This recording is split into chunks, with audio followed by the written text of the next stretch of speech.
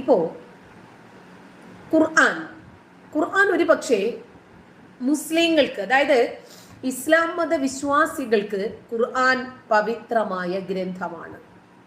ഹിന്ദുക്കൾക്ക് ഭഗവത്ഗീതയും അങ്ങനെ തന്നെയല്ലേ, ക്രിസ്ത്യാനികൾക്ക് ബൈബിളും അങ്ങനെ തന്നെയല്ലേ. അങ്ങനെ ആയിരിക്കുകയും വേണമല്ലോ. ഓരോ മതവിഭാഗത്തിനും അവരുടെ മതവിശ്വാസങ്ങളും ആചാരങ്ങളും അനുഷ്ഠാനങ്ങളും ഒക്കെ വളരെയധികം പ്രാധാന്യമുള്ളതാണ്. അങ്ങനെ ആയിരിക്കുകയും വേണം, സ്വാഭാവികമാണത്. പക്ഷേ ഞാൻ എങ്ങനെയാണോ എൻ്റെ മതവിശ്വാസത്തെ കാണുന്നത്, അതുപോലെ തന്നെ നിങ്ങളും കാണണം എൻ്റെ മതത്തെ എന്ന് പറയുമ്പോൾ മാത്രമേ ഇവിടെ തർക്കമുള്ളൂ. അതിൽ മാത്രമേ നമ്മൾ അഭിപ്രായ വ്യത്യാസമുള്ളൂ. അതല്ലാതെ ഓരോ മതവിശ്വാസത്തെയും അതാത് മതവിശ്വാസികൾ മാനിക്കട്ടെ, ഫോളോ ചെയ്യട്ടെ, ഒരു വിഷമവുമില്ല, ഒരു പ്രയാസവുമില്ല. ഇപ്പം ഓരോ വ്യക്തിയുടെയും അവനവന്റെ ബോധ്യത്തിനനുസരിച്ച് അവനവന്റെ ശരി തെറ്റുകൾക്ക് അനുസൃതമായി സഞ്ചരിക്കുന്നത് കൊണ്ടാണ് അഭിപ്രായം അവരുടെ തന്നെ അനുസരിച്ച് അവർ മുന്നോട്ട് കൊണ്ടുപോകുന്നത്. ഇപ്പൊ എന്റെ അഭിപ്രായമായിരിക്കില്ല ആ വിഷയത്തിൽ നിങ്ങളുടെ.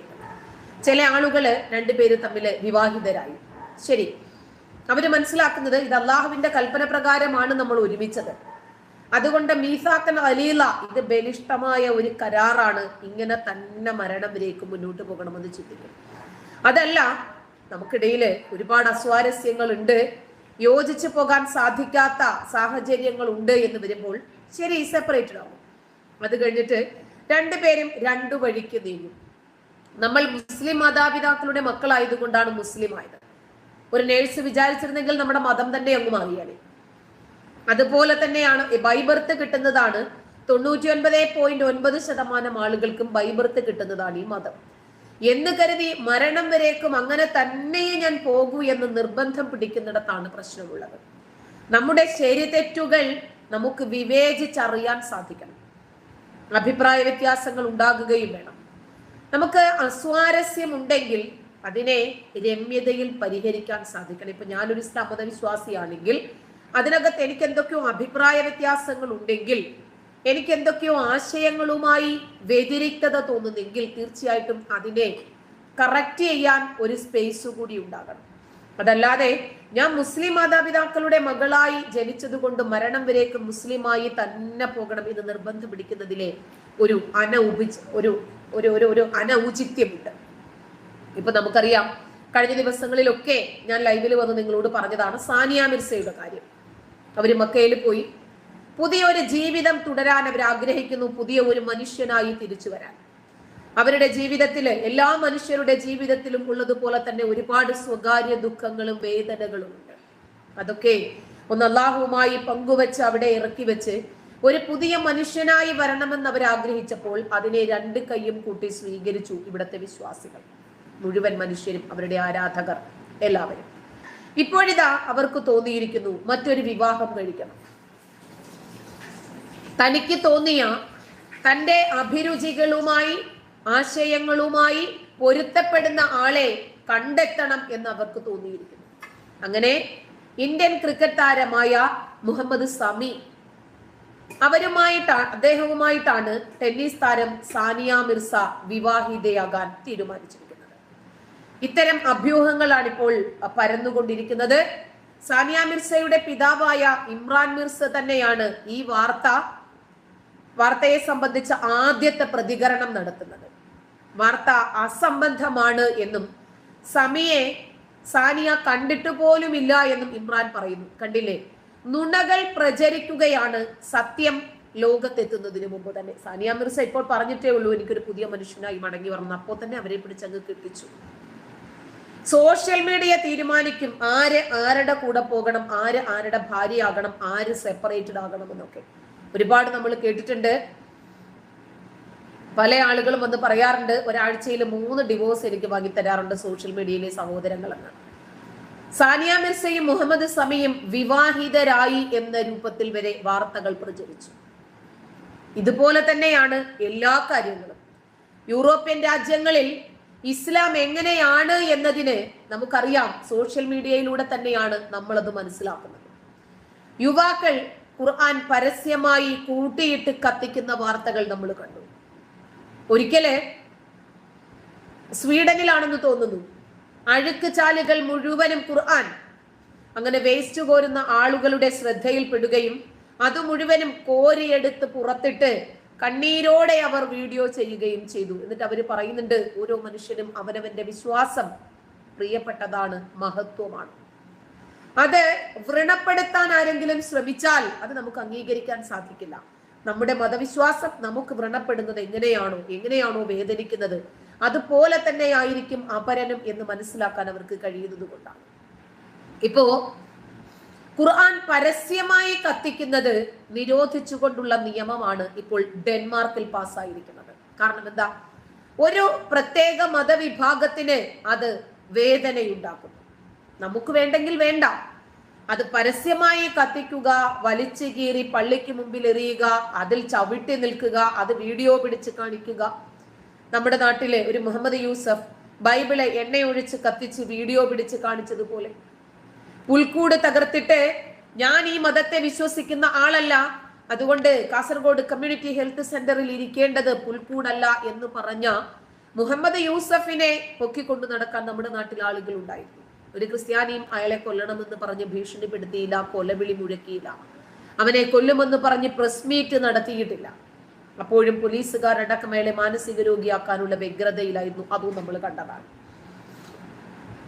ഇപ്പോ എന്തായിരുന്നാലും ഡെൻമാർക്ക് പരസ്യമായി ഖുർആൻ കത്തിക്കരുത് എന്ന ഒരു നിയമം പാസാക്കിയതിന് പിന്നാലെ 77 വോട്ടുകൾക്കെതിരെ 94 വോട്ടുകൾക്കാണ് ഡെൻമാർക്ക് പാർലമെന്റ് ഖുർആൻ പരസ്യമായി കത്തിക്കരുത് എന്ന നിയമം പാസാക്കുന്നത്. ഡെൻമാർക്കിൽ നടന്ന ചില പ്രതിഷേധങ്ങളിൽ ഖുർആൻ പരസ്യമായി കത്തിച്ച സംഭവങ്ങൾ ഉണ്ടായിട്ടുണ്ട്. ഇതേ തുടർന്ന് മുസ്ലിം രാജ്യങ്ങളുമായിട്ടൊക്കെ ഉണ്ടായ പ്രശ്നങ്ങൾ പരിഹരിക്കാൻ വേണ്ടിയാണ് ഡെൻമാർക്ക് പുതിയ നിയമം കൊണ്ടുവന്നത്. സ്വാഭാവികമായും ഇസ്ലാമിക രാജ്യങ്ങൾ ഡെൻമാർക്കിനോട് അതിന്റെ വിശദീകരണം ചോദിക്കും. നിങ്ങളുടെ രാജ്യത്ത് എന്തുകൊണ്ടാണ് ഞങ്ങളുടെ വിശുദ്ധ ഖുർആൻ നിന്ന് കത്തുന്നത്? എന്തുകൊണ്ടാണ് അതിന് നിങ്ങൾ നിയന്ത്രണം ഏർപ്പെടുത്താത്തത് എന്ന് ചോദിക്കും. ചെയ്യേണ്ടവർക്ക് ചെയ്തു പോയാൽ മതി, മറുപടി പറയേണ്ടവർക്ക് മറുപടി പറഞ്ഞല്ലേ തീരൂ. ഖുർആനോ മുസ്ലിം രാജ്യങ്ങളുടെ പതാകയോ കത്തിച്ച 500-ലധികം സംഭവങ്ങളാണ് കഴിഞ്ഞ ജൂലൈ മുതൽ റിപ്പോർട്ട് ചെയ്യപ്പെട്ടത്. മറ്റ് രാജ്യങ്ങളുമായിട്ടുള്ള ഡെൻമാർക്കിന്റെ ബന്ധത്തിൽ വിള്ളലുണ്ടാക്കാൻ ഇത്തരം പ്രതിഷേധങ്ങൾ കാരണമാകുമെന്നാണ് ഡെൻമാർക്ക് ഭയക്കുന്നത്. നമ്മുടെ താല്പര്യങ്ങളെയും ആത്യന്തികമായി നമ്മുടെ സുരക്ഷയെയും അത് ബാധിക്കും എന്ന് ഡെൻമാർക്ക് മനസ്സിലാക്കിയിരിക്കുന്നു. ഡെൻമാർക്കിലെ നീതിന്യായ വകുപ്പ് മന്ത്രി പീറ്റർ ഹെമൽഗാർഡ് തന്റെ ജനതയെ ബോധവൽക്കരണം നടത്തി. നിങ്ങൾ വിശ്വസിച്ചിട്ടില്ലെങ്കിൽ വേണ്ട, നമ്മുടെ ബൈബിളിനെ നമ്മൾ എത്രമാത്രം ബഹുമാനിക്കുന്നു, ഇഷ്ടപ്പെടുന്നു, ആദരിക്കുന്നു, അതുപോലെ തന്നെയാണ് മുസ്ലിങ്ങൾക്ക് അവരുടെ ഖുർആനും എന്ന് പറഞ്ഞു. ചൂടേറിയ ചർച്ചകൾക്കൊടുവിൽ പാർലമെന്റിൽ നിയമം പാസാക്കുകയാണ് ഡെൻമാർക്ക്. ചോദിക്കട്ടെ, ഒരു ഇസ്ലാമിക രാജ്യത്താണ് ഖുർആനിന് ഈ അവസ്ഥയും ബൈബിളിന് ഈ അവസ്ഥയുണ്ടായതെങ്കിൽ അവരതിനെ തിരുത്താൻ തയ്യാറാകും. ഇപ്പൊ നമ്മൾ കണ്ടതാണ്, ഇന്ത്യയുടെ ദേശീയ പതാകയിൽ ചവിട്ടിയും വണ്ടി ഓടിച്ച് കയറ്റിയും ഒക്കെ ആളുകൾ ഇന്ത്യൻ ദേശീയ പതാകയെ പരിഹസിക്കുന്നത്. മറ്റെങ്ങുമല്ല, പാകിസ്ഥാനിലാണ് സംഭവം. പാകിസ്ഥാൻ അതിനെ അപലപിച്ചോ? ഇന്ത്യ അതിനോട് മാപ്പ് പറയണമെന്ന് പാകിസ്ഥാനോട് ആവശ്യപ്പെട്ടോ? ഇല്ല. ദേശീയ പതാക കൊണ്ട് ഡൈനിങ് ടേബിൾ തുടയ്ക്കുന്ന അവസ്ഥ വരെ ഇന്ത്യയിലെ ആളുകൾക്ക് കണ്ടു നിൽക്കേണ്ടി വന്നിട്ടുണ്ട് ഇന്ത്യൻ പതാക കൊണ്ട്. അപ്പോ ഡെൻമാർക്കിനെ സംബന്ധിച്ചിടത്തോളം എല്ലാ മനുഷ്യരെയും ഉൾക്കൊള്ളാൻ സാധിക്കുന്ന ഒരു മാനസികാവസ്ഥയുണ്ട് അവർക്ക്. അതുകൊണ്ട് എല്ലാ മനുഷ്യനും അവനവന്റെ വിശ്വാസങ്ങൾക്കനുസരിച്ച് അവനവന്റെ ആചാരങ്ങൾ, അനാചാരങ്ങൾ, അന്ധവിശ്വാസങ്ങൾ ഒക്കെ കൊണ്ടുപോയിക്കോട്ടെ, അപരന്റെ മനുഷ്യാവകാശത്തെ ഹനിക്കാതിരുന്നാ മതി. അങ്ങനെയാണ് പാർലമെന്റിൽ ഖുർആൻ പബ്ലിക്കിൽ കത്തിക്കരുത് എന്ന നിയമം തന്നെ പാസ്സാക്കുന്നത്. പുതിയ നിയമപ്രകാരം ഡെൻമാർക്കില് ഖുർആൻ പരസ്യമായി കത്തിക്കുന്നതിന് പിഴ ഈടാക്കുകയോ 2 വർഷം വരെ തടവ് ശിക്ഷ ലഭിക്കുകയോ ചെയ്യാവുന്ന കുറ്റമാണ്. കഴിഞ്ഞ 2023 ഓഗസ്റ്റിലാണ് ഇത്തരം ഒരു നിയമത്തെ കുറിച്ച് ഡെൻമാർക്ക് ചിന്തിക്കുന്നത് പോലും. ആഴ്ചകൾക്കിടയിൽ തന്നെ വിദേശ രാജ്യങ്ങളുടെ എംബസികൾക്ക് മുന്നിൽ വെച്ച് ഖുർആൻ കത്തിച്ച് പ്രതിഷേധിച്ച 170-ലേറെ സംഭവങ്ങൾ റിപ്പോർട്ട് ചെയ്തതിന്റെ പശ്ചാത്തലത്തിലാണ് അങ്ങനെ ഒരു നിയമം വേണം എന്ന് ഡെൻമാർക്ക് ചിന്തിക്കുന്നത്. ലോകത്തിന് അത്തരമൊരു സന്ദേശം ഡെൻമാർക്കിന്റെ വകയായിട്ട് എത്താനുണ്ട് എന്നാണ് മന്ത്രിമാർ ഇതിനെക്കുറിച്ച് പ്രതികരിച്ചത്. മതങ്ങളെ വിമർശിക്കാനുള്ള സ്വാതന്ത്ര്യത്തെ നിയമം ഒരു തരത്തിലും ബാധിക്കില്ല എന്ന് ഡാനിഷ് പ്രധാനമന്ത്രി മെറ്റെ ഫ്രെഡറിക്സൺ പറഞ്ഞു. ഖുർആൻ കത്തിക്കുന്നത് ഉൾപ്പെടെയുള്ള മതവിമർശനങ്ങളെ നിയന്ത്രിക്കുന്നത് പോരാടി നേടിയ സ്വാതന്ത്ര്യത്തെ ദുർബലപ്പെടുത്തുന്നതാണ് എന്നാണ് നിയമത്തെ എതിർക്കുന്ന ആളുകൾ പറഞ്ഞത്. സ്വീഡനും അത്തരത്തിൽ തന്നെയുള്ള നിയമം പാസാക്കുന്ന കാര്യം പരിഗണിച്ചു കൊണ്ടിരിക്കുന്നു. കാരണം ഇക്കഴിഞ്ഞ നാളുകളിലൊക്കെ സോഷ്യൽ മീഡിയയിലൂടെ നമ്മൾ കണ്ട വാർത്തകളിൽ അധികവും സ്വീഡനിൽ നിന്ന് കത്തുന്ന ഖുർആനിനെ കുറിച്ചായിരുന്നു. സ്വീഡനിൽ കൂട്ടിയിട്ട് കത്തിക്കുന്ന ഖുർആനിനെ കുറിച്ചായിരുന്നു. എംബസികൾക്ക് മുമ്പിലും മസ്ജിദുകൾക്ക് മുമ്പിലും ചർച്ചുകൾക്ക് മുമ്പിലും പാർക്കുകൾക്ക് മുമ്പിലും ഒക്കെ ഖുർആൻ കൂട്ടിയിട്ട് കത്തിക്കുന്ന സ്വീഡനിലെ വാർത്തകൾ നിരന്തരം നമ്മൾ കണ്ടു. ഖുർആൻ കത്തിച്ചുകൊണ്ടുള്ള നിരവധി ഇസ്ലാം വിരുദ്ധ പ്രതിഷേധങ്ങൾ ഈ 2024 സ്വീഡനിൽ നടന്നു. സ്വീഡനും ഡെൻമാർക്കും മതനിന്ദ കുറ്റകരമാക്കിക്കൊണ്ടുള്ള നിയമങ്ങൾ റദ്ദാക്കിയ രാജ്യങ്ങളാണ്. അപ്പോ നമ്മുടെ നാട്ടിൽ മാത്രം എന്താണ് മതനിന്ദ, ഇനി ഇസ്ലാം മത വിമർശനം എന്താണ്, അള്ളാഹുവിനെ നിന്ദിക്കുന്നു എന്ന് പറഞ്ഞാൽ എന്താണ്, മതനിന്ദയും ഇസ്ലാം മത വികാരം വ്രണപ്പെടുന്നത് എന്തുകൊണ്ടാണ് എന്നതിനൊന്നും ഇതുവരേക്കും ഒരു ഡെഫിനിഷൻ നമ്മൾ കണ്ടിട്ടില്ല അങ്ങനെ ഒരു ഡെഫിനിഷൻ. കാരണം അത് ഇതുവരെ ആർക്കും നമുക്ക് മനസ്സിലാക്കി തരാൻ സാധിച്ചിട്ടില്ല.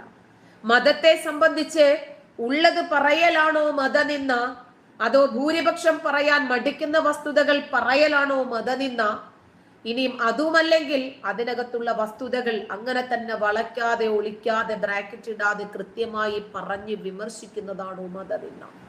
നമ്മുടെ ജോസഫ് മാഷിന്റെ കയ്യും കാലും വെട്ടി അദ്ദേഹം മതനിന്ദ നടത്തിയോ? മുഹമ്മദ് നബി യുദ്ധക്കൊതിയനാണ് എന്ന് പറഞ്ഞിട്ടില്ല ജോസഫ് മാഷ്. മുഹമ്മദ് നബി സ്ത്രീലമ്പടനാണ് എന്ന് പറഞ്ഞിട്ടില്ല ജോസഫ് മാഷ്. ഇസ്ലാം രക്തരൂക്ഷിതമാണ് എന്ന് പറഞ്ഞിട്ടില്ല ജോസഫ് മാഷ്. രക്തത്തിലൂടെ അപരന്റെ ചോര കണ്ട് വാളിലൂടെ വെട്ടിപ്പടുത്തുയർത്തിയ മതമാണ് ഇസ്ലാം എന്ന് ജോസഫ് മാഷ് പറഞ്ഞിട്ടില്ല. എന്നിട്ടും ജോസഫ് മാഷ് നബിയെ നിന്ദിച്ചു എന്ന രൂപത്തിലായിരുന്നു എല്ലാ മാധ്യമങ്ങളും വാർത്തകൾ എഴുതിയത്. നമ്മള് ഒരുപാട് വിഷയങ്ങൾ കലാപ സാഹചര്യത്തിലേക്ക് പോയത് നമ്മൾ കണ്ടു. ഒരുപാട് പറയാനാണെങ്കിൽ എമ്പാടുമുണ്ട്. ഇത്തരം ചില വിഷയങ്ങൾ ഒരു മതത്തെ മറ്റൊരു മതവിഭാഗം അവഹേളിക്കുമ്പോൾ, പരസ്യമായി വിമർശിക്കുമ്പോൾ ആ മതവിശ്വാസികൾക്ക് വേദനയുണ്ടാകും. ഇസ്ലാമിക രാജ്യത്ത് ഒരുപാട് കലാപം നടക്കുമ്പോൾ, യുദ്ധം നടക്കുമ്പോൾ ഈ ഇസ്ലാമിക രാജ്യത്ത് നിന്ന് അഭയാർത്ഥികളാക്കപ്പെടുന്നത് മുസ്ലിങ്ങൾ തന്നെയാണ്.